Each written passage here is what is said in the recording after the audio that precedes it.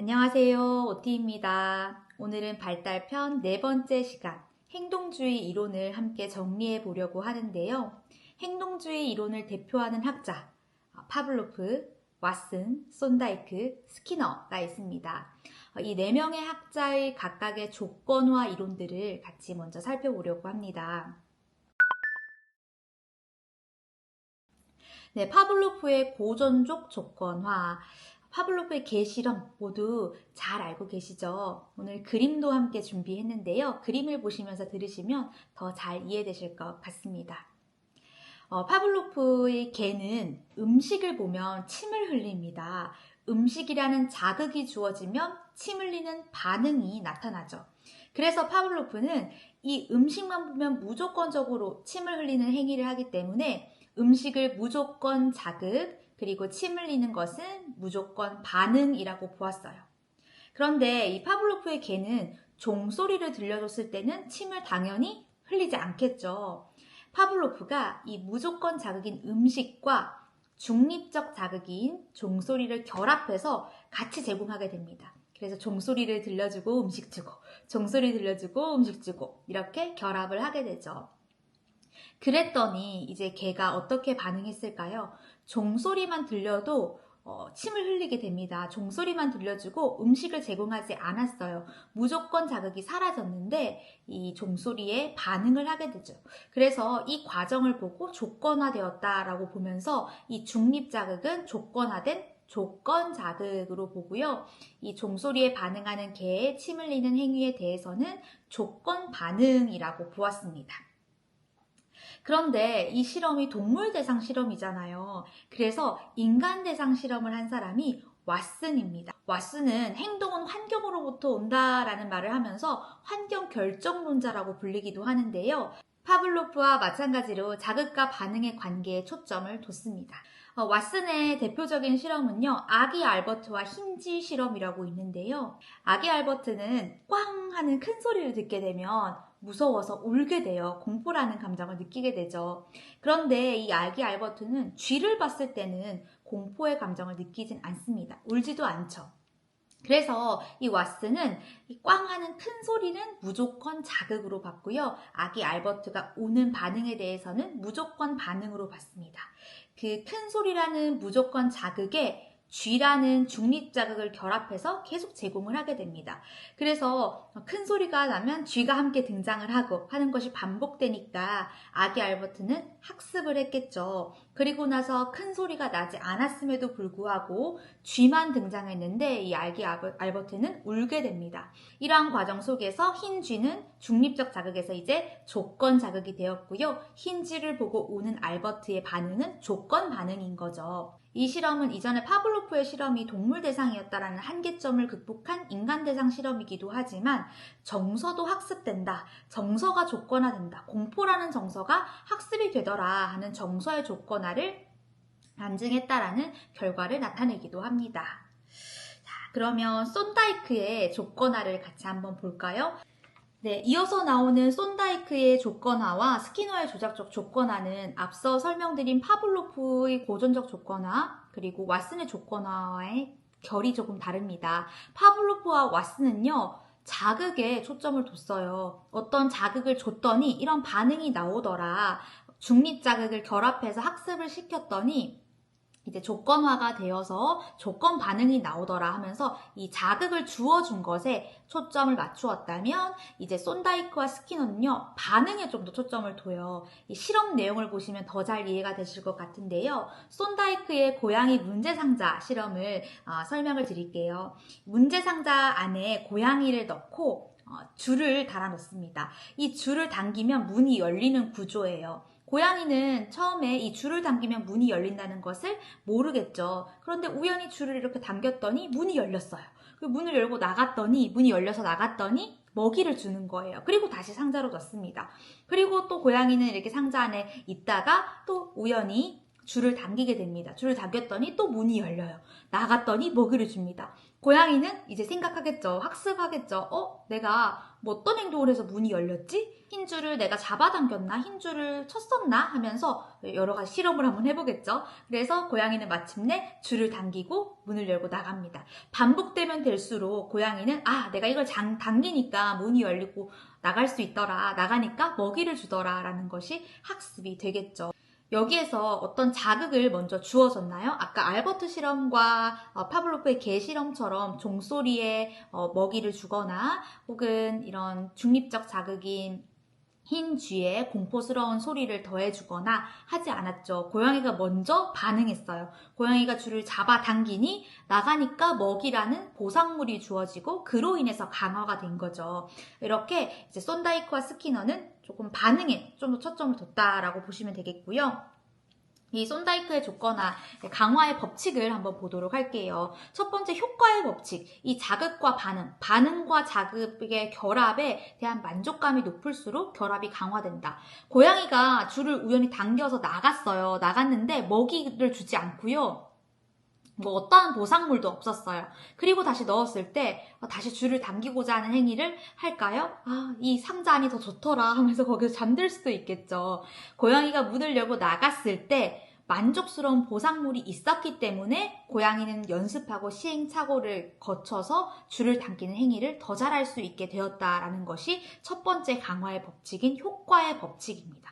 두 번째, 연습의 법칙. 고양이가 처음부터 흰 줄을 알아차리거나 흰 줄을 잡아당겨야 된다는 것을 알지는 못했습니다. 연습과 시행착오를 통해서 자극과 반응의 결합이 강화되었다라고 볼 수 있는 것이 연습의 법칙이고요. 준비성의 법칙. 학습에 준비가 되어 있을 때 효과적으로 강화되죠. 고양이가 아기 고양이예요. 막 줄을 당길 수 있는 능력이 없다라고 가정을 해봅시다. 그랬다면 이런 행동을 할 수 있었을까요?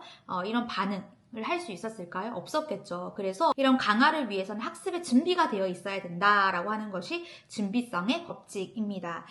스키너의 조작적 조건화를 가장 유익 있게 보셔야 되겠는데요. 기출에 가장 많이 출제가 되었고 스키너의 조작적 조건화는 이 썬다이크의 조건화를 조금 더 구체화한 사람이에요. 스키너의 상자 실험, 역시나 이 상자 속에다가 쥐를 넣고 실험을 했습니다. 지렛대를 놓고 지렛대를 밟으면 먹이가 떨어지는 구조예요. 쥐가 막 상자 속에서 돌아다닙니다. 돌아다니다가 우연히 지렛대를 밟았어요. 그랬더니 먹이가 툭 하고 떨어졌죠. 먹이를 먹습니다. 그리고 또 상자 속을 막 돌아다녀요. 돌아다니다가 또 지렛대를 우연히 밟아요. 먹이가 나옵니다. 이것이 반복되다 보면 쥐는 어디서 먹이가 떨어지지? 내가 무슨 행동을 했길래 이렇게 먹이가 주어졌을까? 라고 생각을 하겠죠. 그리고 나서 지렛대를 누르는 것이 반복되다 보면 지렛대를 누르니까 먹이가 나오는구나 하고 의도적으로 지렛대를 누르게 되겠죠. 그래서 어떤 반응을 했을 때 강화가 주어지면 이 행동이 변화된다. 행동의 빈도가 높아진다라는 실험의 결과라고 볼 수 있습니다. 그러면 구체적으로 이 강화, 벌, 속어와 같은 강화에 대한 내용들을 좀 살펴보려고 하는데요. 강화는요, 행동의 빈도를 증가시키기 위한 거예요. 벌이나 속어는 행동의 빈도를 감소시키기 위한 차이점, 큰 차이점이 일단 있고요. 강화에 대한 설명을 함께 읽어보면 행동에 대한 보상으로 발생의 빈도를 증가시키는 것. 아이가 어떤 긍정적인 행동을 했어요. 그 행동에 대해서 강화해주는 거예요. 보상물을 주는 거예요. 그리고 나서 이 아이는 내가 이런 행동을 했더니 이런 보상이 주어지더라. 앞으로 또 더 해야지 라고 하면서 행동의 빈도가 증가하겠죠. 이 강화에는요, 구체적으로 좀 세부적으로 나눌 수 있는데요. 첫 번째는 정적 강화입니다. 정적 강화는 긍정적인 보상을 주는 거예요. 긍정적인 보상을 줘서 발생 빈도를 높이는 것이 정적 강화이고요. 대표적으로 우리 현장에서 요즘 선생님들 많이 하고 계시는 미덕 버추 프로젝트 활동 보면 아이들의 이런 인성교육 차원에서 절제보석, 용기보석, 이런 여러 가지 보석들이 있어요. 그래서 아이가 그런 긍정적인 행동을 했을 때 절제보석을 준다던가, 토큰 강화로 좀 연결돼 있죠. 뒤에 나옵니다. 토큰 강화는. 그래서 이렇게 긍정적인 어떤 보상을 줌으로써 아이의 이 행동의 발생 빈도를 높이는 것. 이것이 정적 강화고요.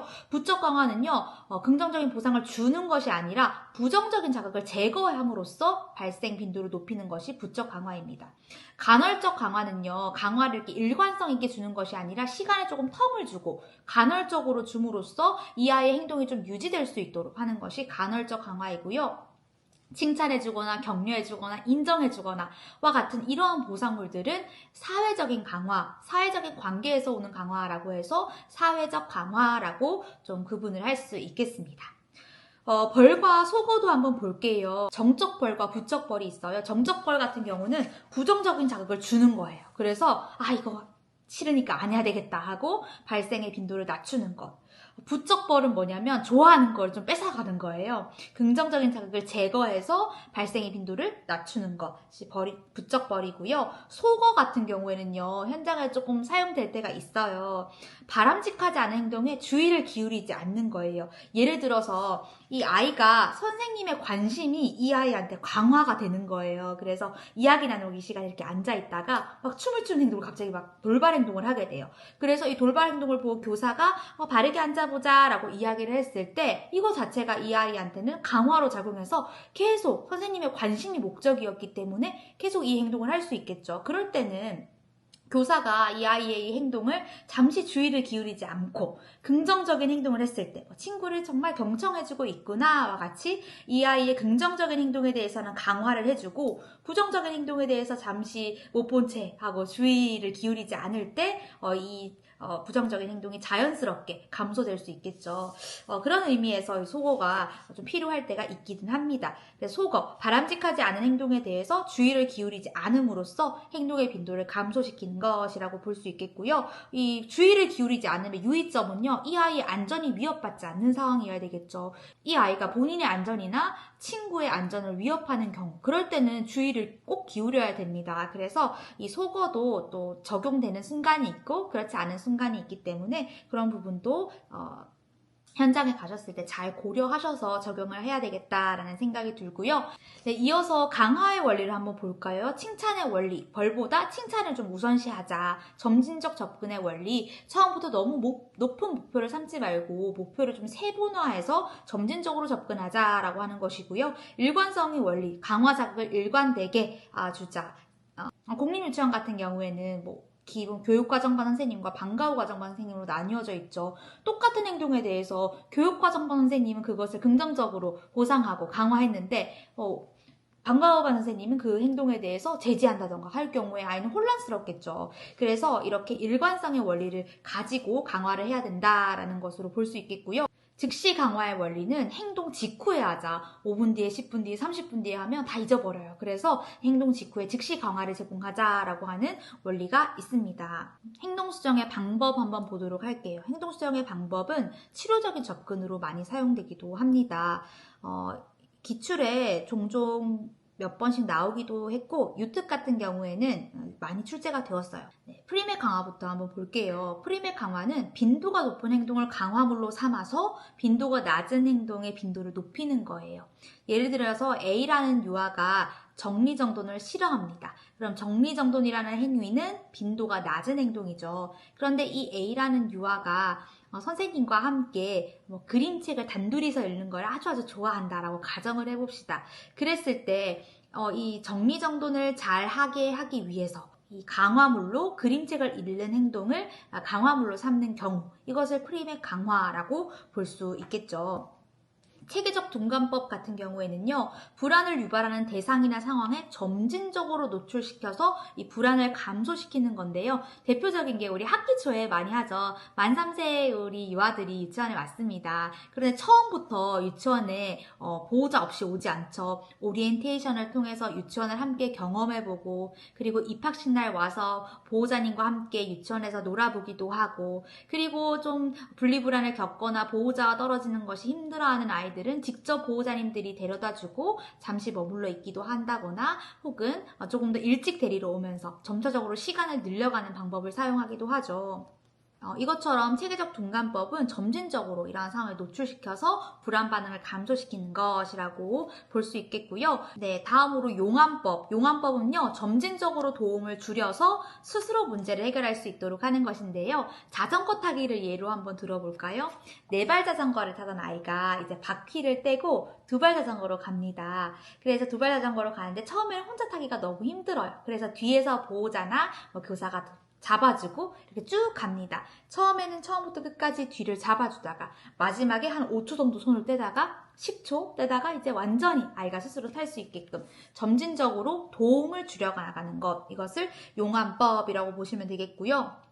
홍수법은요, 불안한 자극을 지속적으로 노출시켜서 불안을 해소하는 것이에요. 예를 들어서 풍선을 무서워하는 아이가 있을 때 이 풍선, 여러 가지 풍선들이 있는 자극 환경에 노출시켜서 그 풍선에 대한 불안을 해소하도록 하는 것이에요. 이런 것은 좀 유치원에서 사용할 때 유의하셔야 되겠죠. 치료적인 접근법으로 많이 접근을 합니다.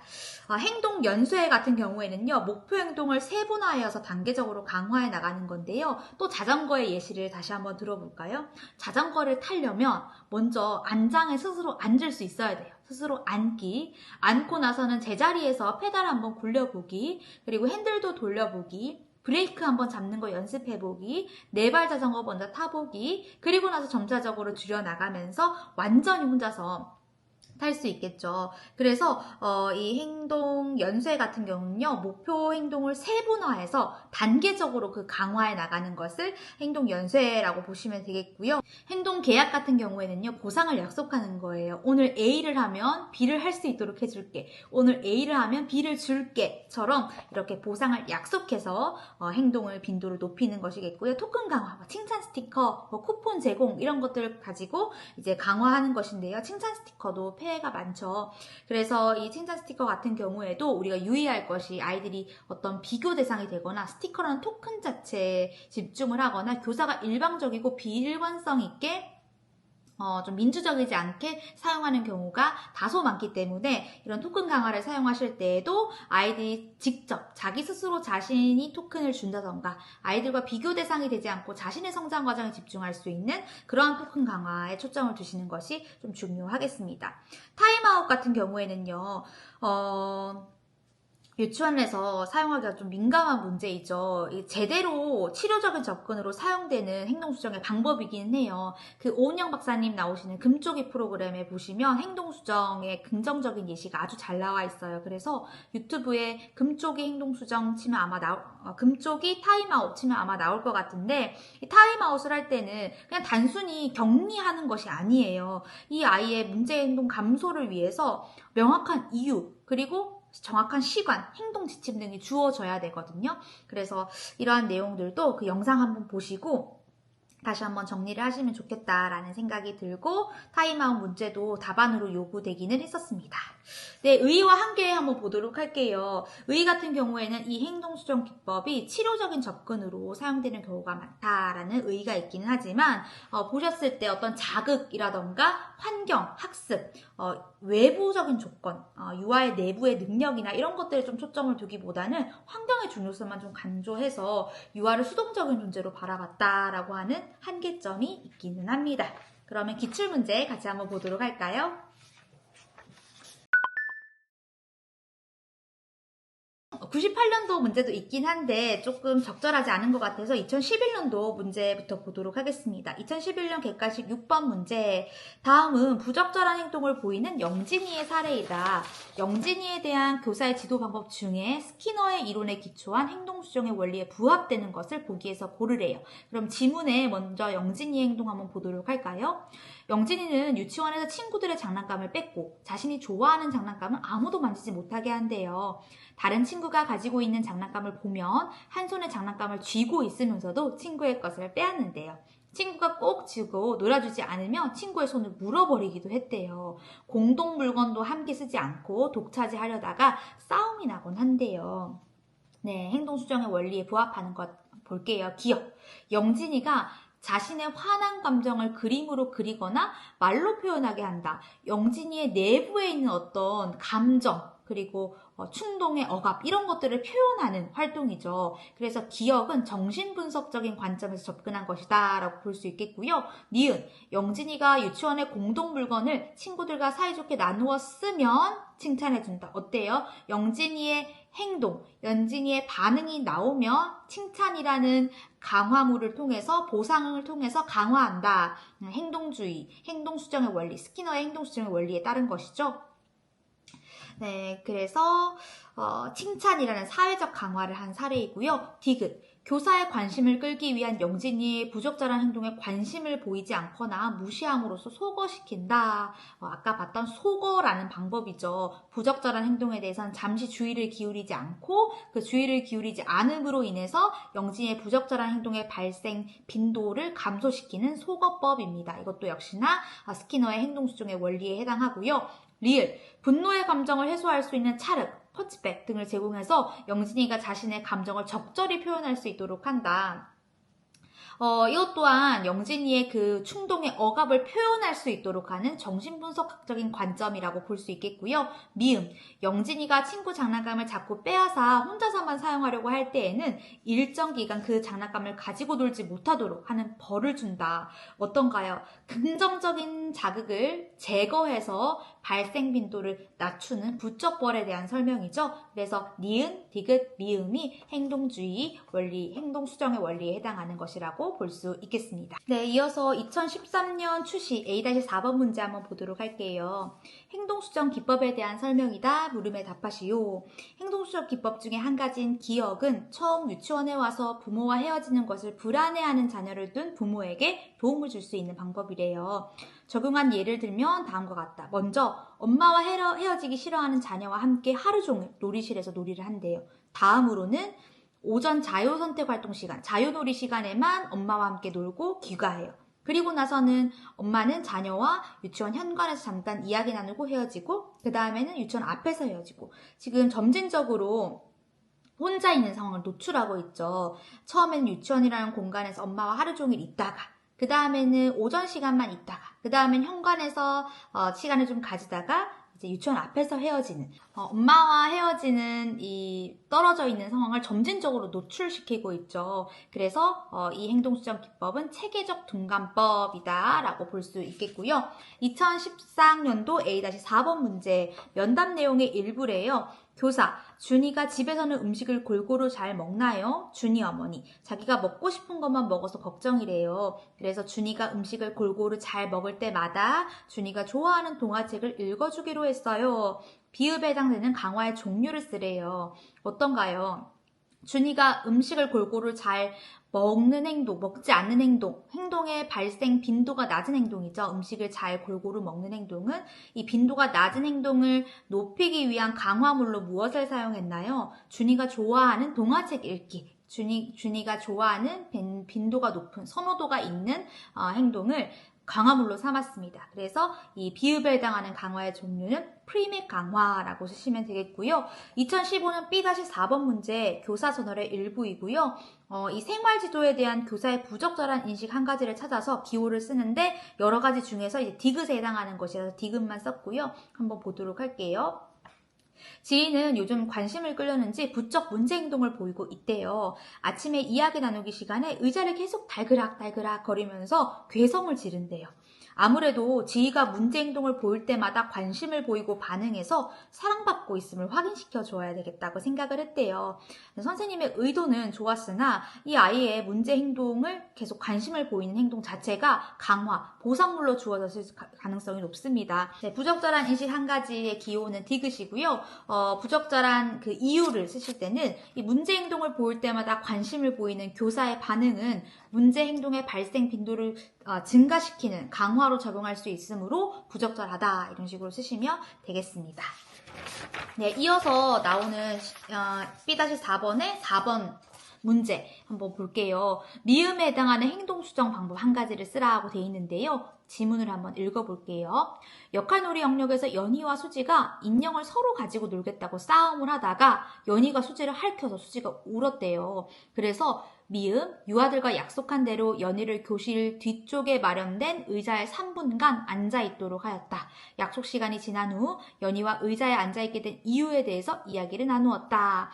정해진 시간, 정해진 장소에서 격리하여서 생각하는 시간을 가지고 그 행동의 결과, 행동 지침에 대해서 이야기를 나누고 있죠. 타임아웃이고요. 이 타임아웃이라는 키워드만 외우지 마시고 타임아웃을 할 때 유의할 점 이런 것들도 정리를 해두시면 좋겠습니다.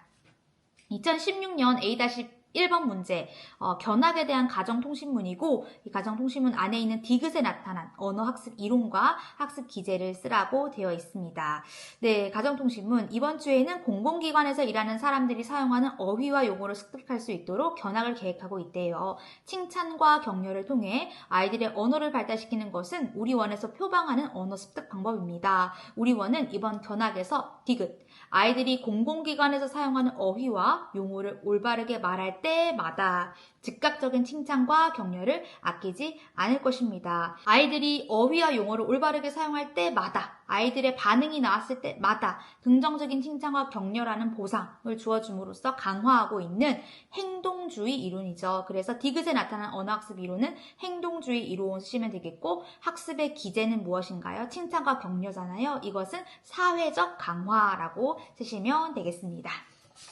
네, 오늘 이렇게 해서 행동주의 이론 살펴봤는데요. 다음 시간에는 사회학습 이론, 반두라의 이론을 정리를 해보도록 하겠습니다. 오늘도 수고 많으셨습니다.